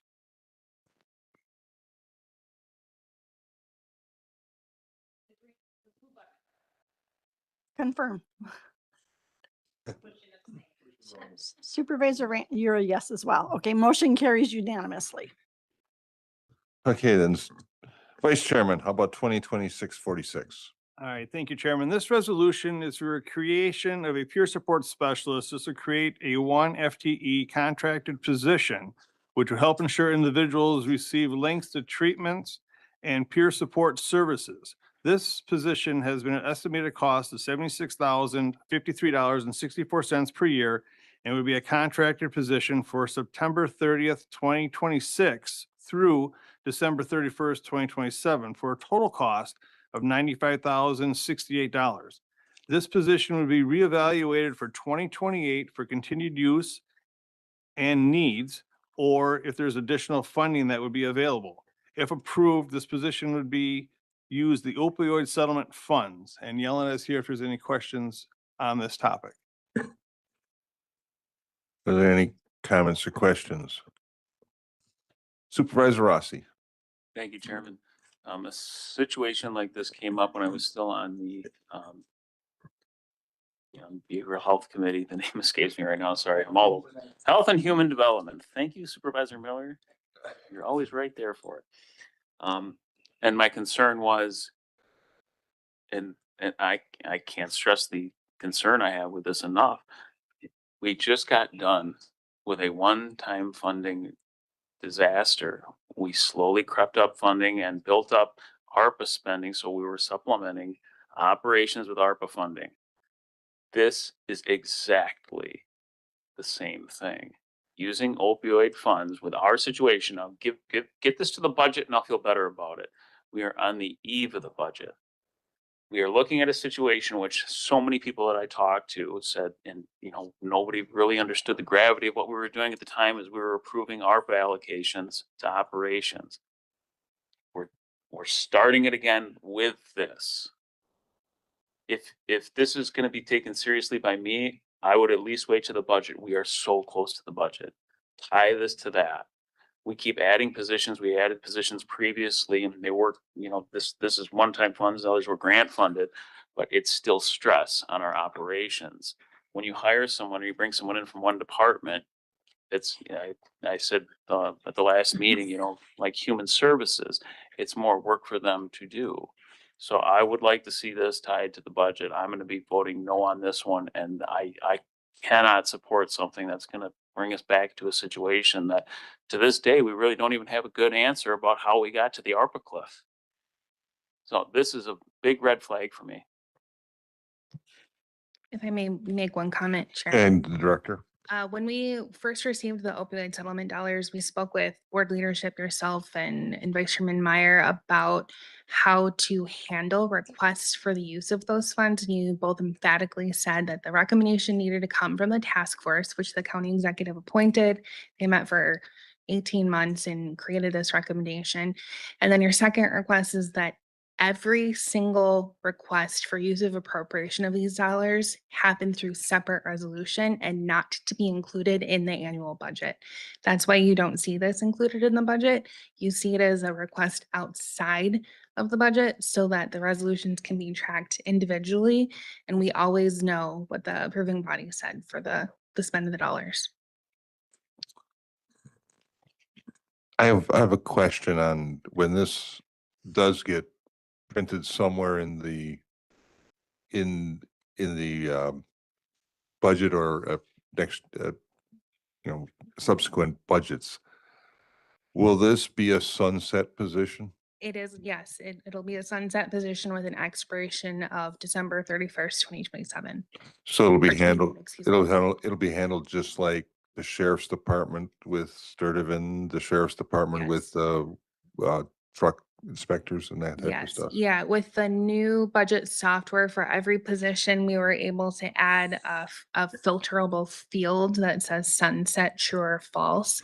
So that will be presented for every position, county and contracted, so that the board and residents can clearly see which ones are funded with money that will expire. Supervisor Rossi. Thank you, Chairman. And thank you, Director Zimmer, but I don't think that my request is at odds with what, No, I'm just asking, I was just asking the sunset question. well, no, not to that. My point being is that, like similar to what the Axon contract was something that's in the budget, but also needed separate resolution for full authorization. So this is the same situation where there's going to be a separate resolution. It can be included in the budget. This resolution then times out with the budget. No issue. Just saying. If I may just make one comment. Unfortunately, the only thing, and I hear what's being said, the only problem is with the peer support. They are very scarce around the state. So when we're able to obtain one, and obviously it was the perfect timing because we had the additional grant dollars that came through, the supplemental dollars. We were able to obtain this person in order for us to continue to keep them through after September 30th, we would need some type of funding. Otherwise, obviously, they would move on to another opportunity. I will note some of our peer support positions have stayed vacant for close to a year, which creates a real struggle. And the other initiative that is written in here was our crew overdose response services. That also came out of the opioid advisory committee of figuring out how we can better meet the residents of Racine County. Following every overdose that occurs within the county within 24 to 72 hours, we're to respond. So we already have our crew initiative team that's there and covers the mental health crisis response. This would be an additional factor covered, which would require a peer support in order to carry that initiative out. Supervisor Wish. Thank you, Mr. Chairman. Back a few years ago, I had spoken to County Executive Delagrave about the use of funds from ARPA, and I was concerned about where that money was going and it wouldn't be replaced, and those persons that were hired, where was the funding going to come to pay for them down the road? At that point, not concerned about it. He's going to come up with it, or he had a plan. Well, unfortunately, he never came around to conveying what that plan would be or had time to implement a plan. I feel the same way as Supervisor Rossi, and there are other questions I have. It's a sunset position, but if I didn't read that correctly, it also says you're going to reevaluate it down the road, and then you're either going to let that person go. If I was that person, I wouldn't feel very happy about it. I'm going to come work for you for $95,000 or whatever that is, whatever that amount is, and then I'm gone. I don't think that's right to run a business, and I know this isn't a business, but you have to think about the people involved too that you're hiring. Don't dispute that maybe this person is needed, but I can't vote for something that I don't believe in, and I don't believe in using funds that were designated for something else. And we're going down that road that I don't want to go down again. Because I warned people about it. And those of you that were on the board have been here long know that. So I can't in good faith or in good conscience agree to it. And again, not disputing the needs, but I am disputing the method. I can just make one comment on that. Go ahead. So unfortunately, it's the reality of the world and the population that we serve. Our state opioid response dollars that come through fund 2 other peer support positions that are both contract positions. Every year or every 3 to 6 months now, when we see things come down from the feds and it's all over the news articles and, whatever Google searches, all of our staff are constantly nervous. So unfortunately, it's not the way that we want to run a business, so to speak. However, it's the harsh reality of the funding streams that we have to fund these positions. And then also, I just want to add that in our state opioid meetings, when they discuss the opioid dollars, the one overarching theme is how are we serving the community that which we are receiving the funds for. I understand that majority of the funding can go for prevention dollars, treatment dollars, that sort of thing. Peer support is a crucial element that's required in any type of substance use recovery. They are the individuals that are really helping support the individuals that are going through recovery, making sure that helping them navigate the system, connecting them to services. I would go on a limb and say that an individual is less successful without this peer support in place. And again, Mike is still on and I guess I wasn't finished in what Oh, I was saying. my apologies. No, that's okay, but you went another direction and I'm not willing to go and I don't think we should go in that direction. Don't dispute the need for the person, but we need to budget this, in my opinion, as opposed to taking money away from something that was supposed to go to something else. Okay, we could discuss it during budget hearing, and I don't understand the philosophy of what was agreed to in the beginning. Why has this got to be separate resolution? Why isn't this part of the budget? Somebody explain that thinking behind that. Supervisor Preisker was the one that was on the opium panel. I don't know if anybody else was. Well, I was on the panel. Go ahead, if you want to explain. I think request. there's the majority of the reasons behind it was just so there was transparent where we were spending the money and where it was going by separate resolutions. And this goes back to the opioid settlement. This goes back 6-7 years, not just from the task force.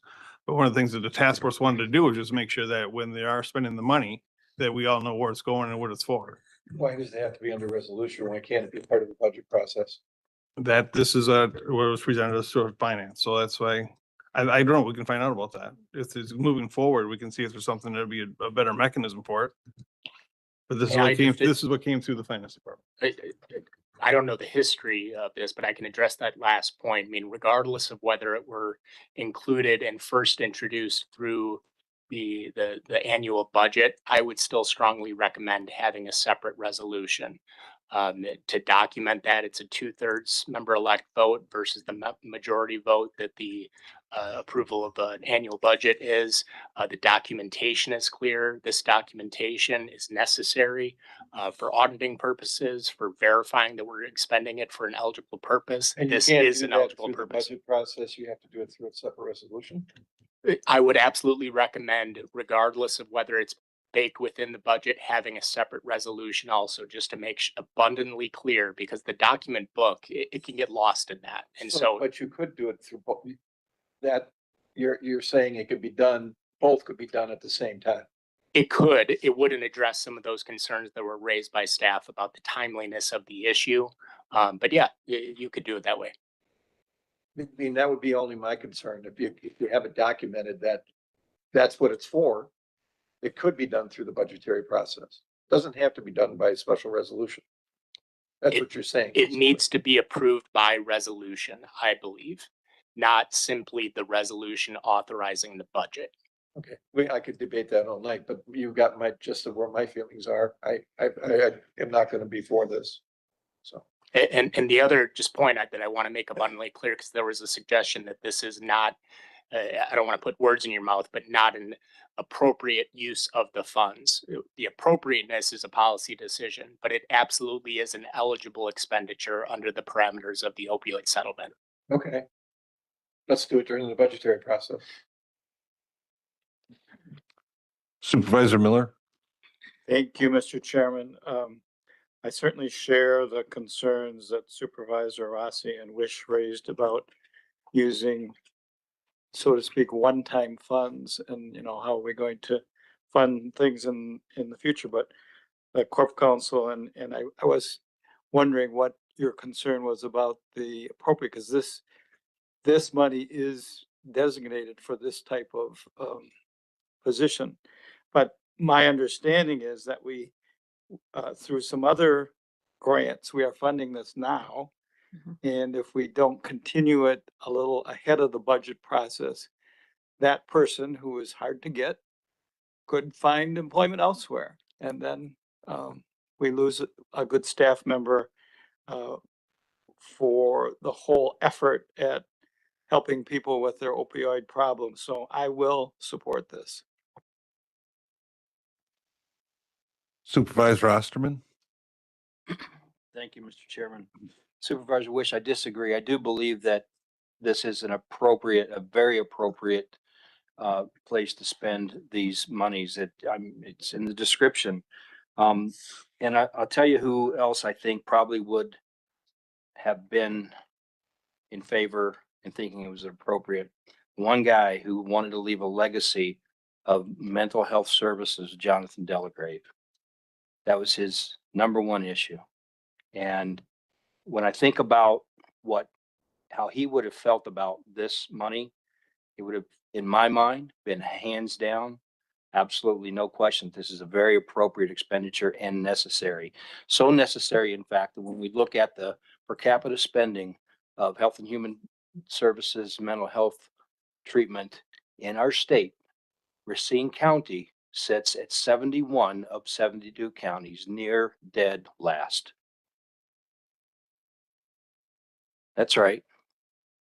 So if there was ever an appropriate moment to use OPM, other people's money, for the betterment of our citizens in our county, this is one of them. I support it. Supervisor Ross, you have a second comment? Yes. Okay, go ahead. I believe it will be my final. Let me go through some of my items here. I do agree that, and I'd like to make the distinction that, there is an appropriate use of funds, but no, there was not one ARPA dollar that was inappropriately used. Just because it's an appropriate use doesn't mean we should do it. That's exactly what created the situation we got. Exactly the same decision making. Supervisor Osterman, you talked about 71 of 72 counties for BHS spending. Again, obviously I'm chair of the committee, but I look to highway. We're 72 of 72 by leaps and bounds from what we were last year when we were 72 and 72 for BHS. BHS position has improved. Highway is horrible. We're still lacking several positions. I mean, it's not necessarily a funding point at this or funding issue at this time, but it previously was.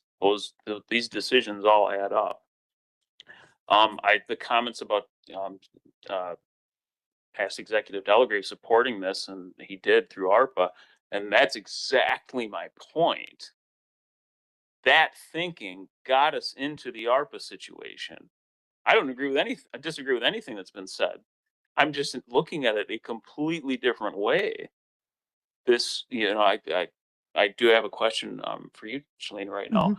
This is being funded by grants right now, this position. Yes, it is. So this would be an example of a position that would sunset when funding runs out. But that doesn't happen. We keep funding. I honestly can't think of a single position that's sunset in my 2.5 years here now. Victim witness, lost 3 positions last summer. So 3 positions, and how many that we've had? Also, the CMV positions will be expiring in September. Okay. Will be. I mean, I'd like to see that we're actually sunsetting positions because of what I consider a not so stable financial position. And in the next 3 years, we'll see where we are.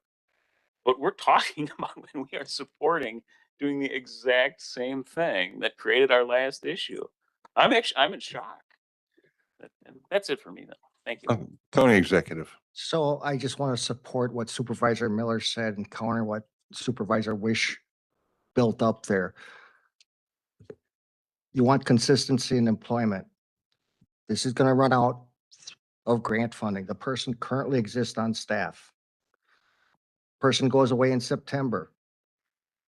We agree that this is a acceptable purpose of this money. So now you want us to go back out in January after the budget's passed, even though you have the money that is appropriately spent here, and rehire that professional position. That's difficult. That person's not going to be there in 3 months. And I understand about the longevity. That doesn't work today with the funding sources.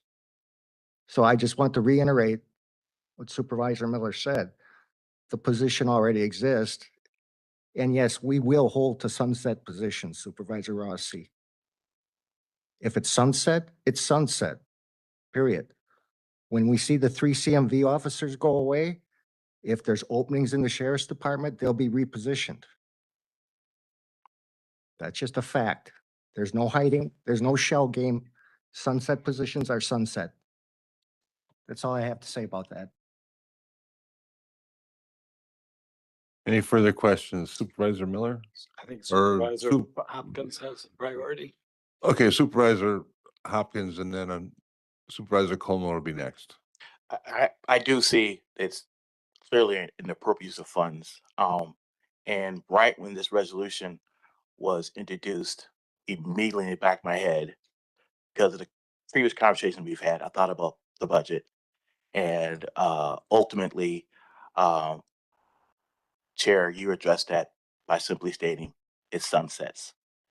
Um, it sunsets. So, and I would also add that anyone being hired, uh, I'm sure we'd be completely transparent and acknowledging the circumstances which are being hired, and they would know that this position is looking to be a sunset position, so they could make a decision before agreeing to it, so they would understand that it's a sunset position, so there wouldn't be any sense um, um, of well, I didn't know, or something of that nature. They wouldn't understand. They would understand that it is a sunset position. So I don't see this being an issue.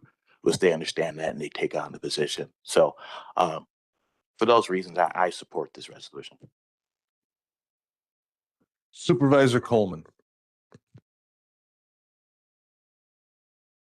Well, I don't support, I'm not in support of this. Sitting on the HD committee, uh, we should really be worried about using these funds for the opioid crisis and pouring it into the community and using it for the community, not for our positions. So I am not in favor of this, and we really do need to wait until budget time and add it in as a position. And we need to take those funds and use it for what they were supposed to be used for, and that's pouring it actually into the community. Thanks. Supervisor Miller. Thank you, Mr. Chairman. Now I have 2 points. In full support of Supervisor Coleman's point, I would just ask Yelena, are we not serving the community with this person? This position primarily works in the community. There's nothing that they're doing in the office. If they're in the office, they're meeting with the consumer. So this is direct citizen contact. Mhm. So I would, all due respect with Supervisor Coleman, this is exactly what I think both of us are calling for, and that is direct service to our constituents.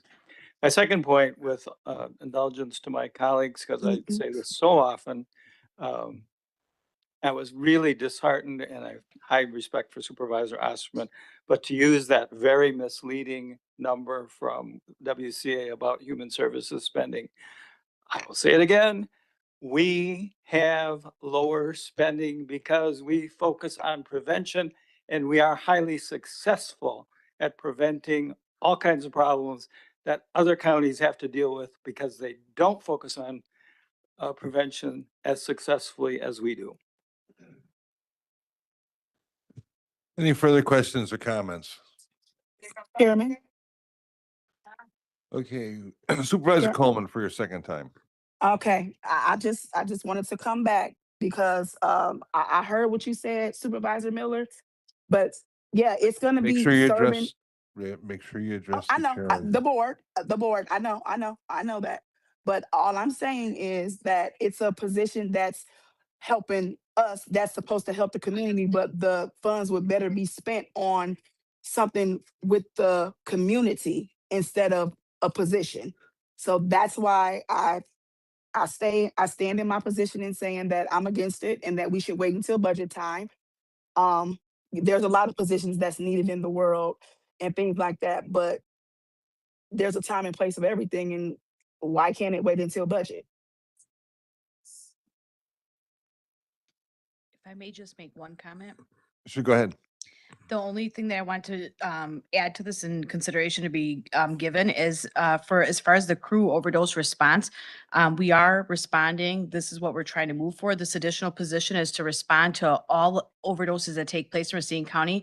We're gathering dispatch data, law enforcement, ambulance, EMS data to let us know where the overdoses are occurring. This individual will be responding with our crew initiative team to make sure that we're following up. So unfortunately, if we're not able to get this position, we will have to halt on that. We will not have staff to fill that peer support role. Any further comments or questions? Sure, again.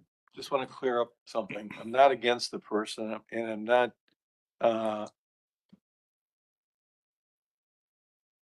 I'm not concerned basically about, my main focus wasn't about, sunsetting the person and being clarified to me that that person's going to be gone. That's my exact point. You know, we need the person. We're going to need the person down the road. I just don't think this is the way to go about it right now. Okay, whether it's sunset or whatever. Okay. So that was my point. And, you know, not necessarily anything other than that. And we've gone through this once before. And my problem is, you know, the ARPA funds were a one-time purpose, they're gone. There was nothing to fall back on for anybody. I don't want this situation coming around like we went through the last time. That's it. Thank you. Supervisor Spencer? Thank you. I didn't want to go here. As a person who lost 2 people over the last 3 years to overdoses, not direct family members, but close to our family members, they probably could have benefited from a peer support specialist. So I just want to put it out there. I am 100% in support of this. Supervisor Wishart? Thank you, Chair.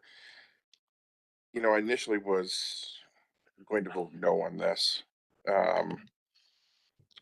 But what turned me on this was the fact that this is working directly with folks that need this type of assistance. And to echo a little bit of what Supervisor Spencer just mentioned, having folks that I've taken in personally to my house that have suffered from this and have also benefited from some of the programs in Racine County. I'm going to vote yes on this. I'm going to support the county executive in his comments that this will sunset. Normally, I'm not in favor of using one-time funds by any means, but this is something that I will make an exception for. So I'm going to vote yes. Any further comments or questions? Go ahead. Last time. Thank you, Chairman. In the sunset situation, if this truly were to sunset, and you're talking about this position being something that you could not move forward with a program unless they existed, well, if they sunset in the future, then you'd realize that situation then. So that's really not a good reason for me to vote yes on something like this. And honestly, I think this opioid situation is a very real thing for everyone. I had someone he was a brother to me a year and a half ago die. I don't think that makes me any more or less qualified to speak on this issue. So I just wanted to get that out there that this does affect everyone. I'm going back to what I said about one-time funds. We're stepping right back into that same situation. We're going to use one-time funds. We're going to fund positions. this is being described as a critical position that really can't go unfunded, but at the same time, we're talking about, well, when it sunsets, then it'll be okay. There's something that will change then. Very confusing. That's it. Thank you. I've got just one question for the director. So we have a grant currently that sunsets, must be a federal grant, September 30th. So there's nothing that happens October. Did we reapply for that grant, or was there no grant to reapply for by federal funding cuts? These were supplemental funds. There were no. Okay, supplemental funds, so that's why. So, and I kind of agree with Supervisor Rossi here when it sunsets, you know, and one-time funds, because I got, and Supervisor Wish, because of the one-time funding and the problem with ARPA money. But we didn't see this. I mean, I know if we funded another, what, $25,000, we would have went to the end of the month, end of the year for this position. You know, I think we maybe have to take a look at that so we kind of get away from this funding. I understand federal funding is going to always end on September 30th. But if we think it's a good enough program to have, especially when you get into the opium and the drug, you know, that's something that I think the county board here would spend the money out of taxpayers' funds to do that. So it's something, and that's all I have to say, because it's a opium problem touches every family usually. So any other questions? Chairman. Last time Supervisor Yep. Coleman? I was listening to what everybody was saying, talking about personal stories. My father actually died from an overdose, okay? So nobody knows this story well like than I do, okay?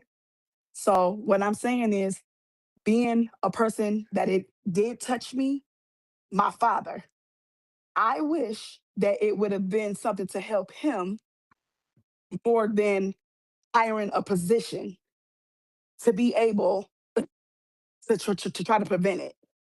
So nobody knows this as well as I do. There's a lot of things that you guys just don't know about my life. But Okay, let's keep it germane to the I position here. understand. I understand. But the thing about it is, when we're throwing out things, there's somebody that has direct contact with this situation, and it was my father. Right, So but that's what. Supervisor Coleman, not to be the mean, but we need to talk about the position and the funding here. And that's why the position does not matter right now, that it could wait until budget time. It could wait until budget time. It's not important right now. Those Okay. funds could be used for something better. Okay, thank you. Thank you. Second time. Except that we lose a trained and qualified person. We're taking that risk.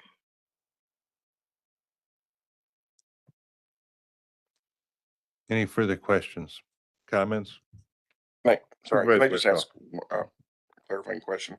The scenario that you just laid out about if the position were to sunset, I'm sorry, if the position were to expire at the end of September, and then we were to fund that position through the end of the year, I mean, is that an option instead of doing this? I'm just asking the question since you opened the door.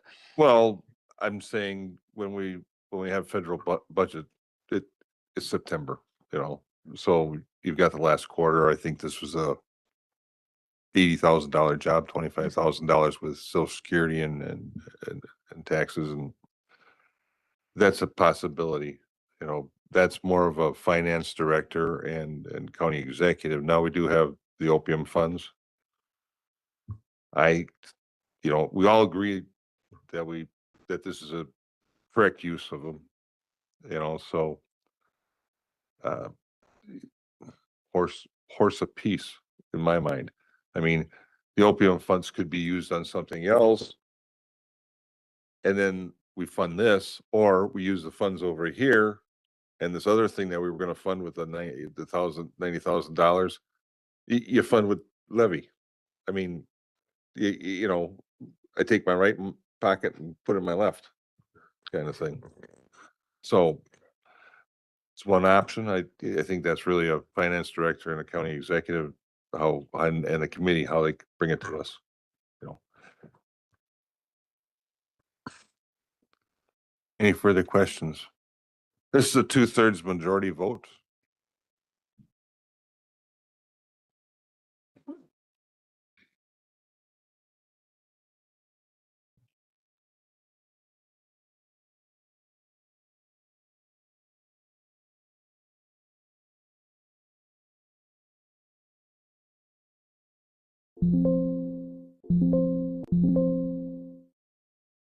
Supervisor Coleman, how do you vote? No. Supervisor Trotter, how do you vote?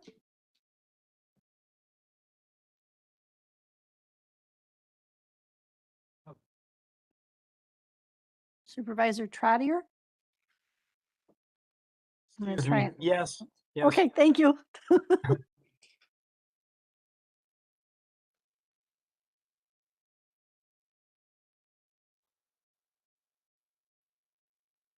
Passes by 2.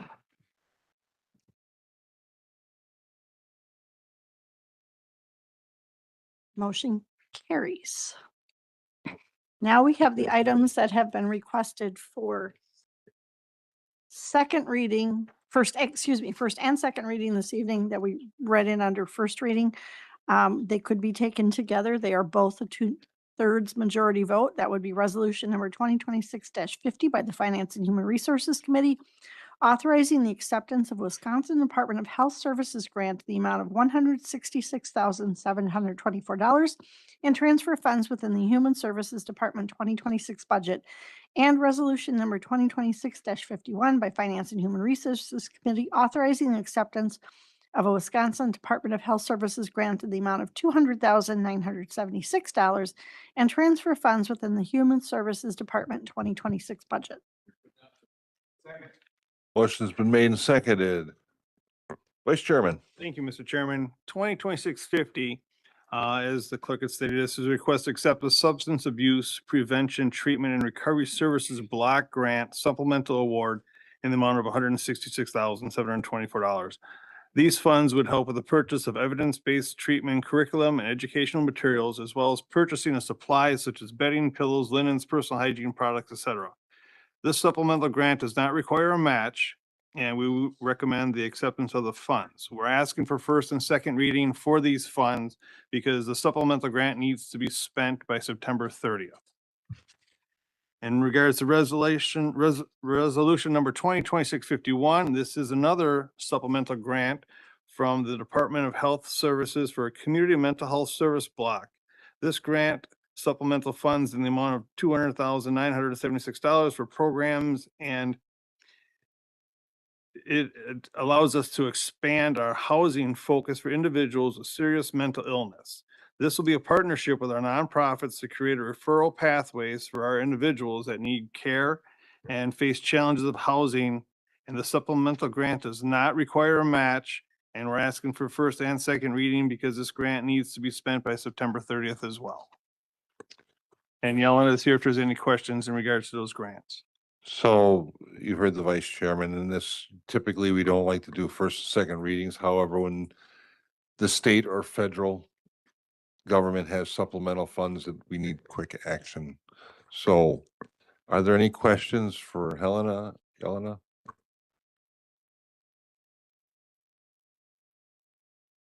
We can agree on something. I call the question. So it's a 2/3 majority vote.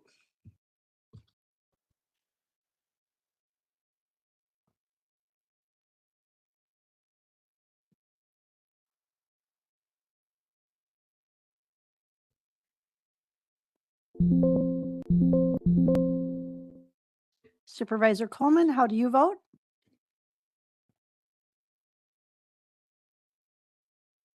Yes. Thank you.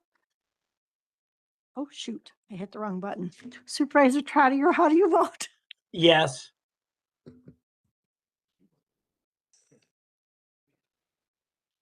No. Motion carries unanimously.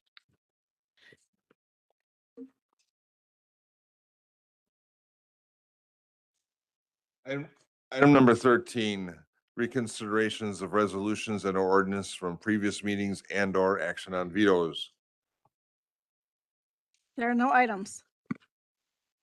Reconsideration of and or notice of intent to reconsider resolutions and ordinances. There are no items to reconsider. Informational reports. There are no informational reports on tonight's agenda. And then with item number 16, miscellaneous business announcements and oral reports. I'd like to remind everybody as Supervisor Weatherston here has got his IT and I see a few other of them out there. If you haven't got your IT laptop yet, get with the IT and schedule up a meeting. And then also I'd like to thank the nine venues in the village of Waterford. One of our own had a venue for the Waterford Jam. It's a great celebration. Well, I think it's probably the biggest music festival in Racine County. So thank you. It Chairman? profited a near and dear thing to me, the FFA and the alumni. So I can report, Mr. Chairman, we had a follow-up meeting yesterday with all the venues and the recipient of the FFA, Waterford FFA. And this year, Waterford Jam Fest raised just over $50,000 for the organization. So goodness. thanks for I mentioning. think the first one was for the library and it was like 25,000. Correct. Yes. Mr. Chairman? Supervisor Coleman, did you have go to Supervisor Coleman yes. first?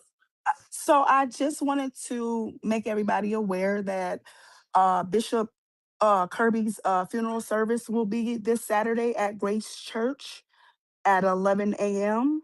So if we can just continue to keep the congregation and the community in the prayers and as we prepare to lay Bishop Kirby to rest. He was a very, very, very, very important pillar in our community, and we've really lost a great one. So just wanted to acknowledge that. Supervisor Osterman. Thank you, Mr. Chairman. As you know, the Wisconsin farmer-led watershed protection program has become a national model. And one of the most successful of those groups are right here in Racine County, the Racine County Watershed Protection Group, represented today by Brian Gunderson and Anthony Beck. They were here because a very important thing happened with the acceptance of the donation and the transfer of capital for the improvements at the Kruger site. And I think the Watershed Protection Committee has a special gift that they would like to present and have the county executive receive that on behalf of the county. Go ahead, gentlemen.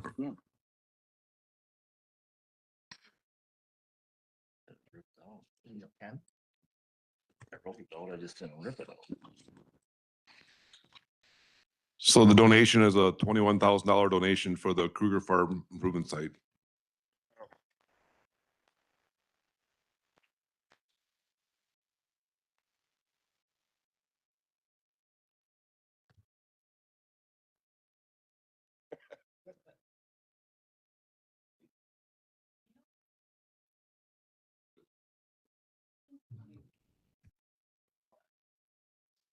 Chair.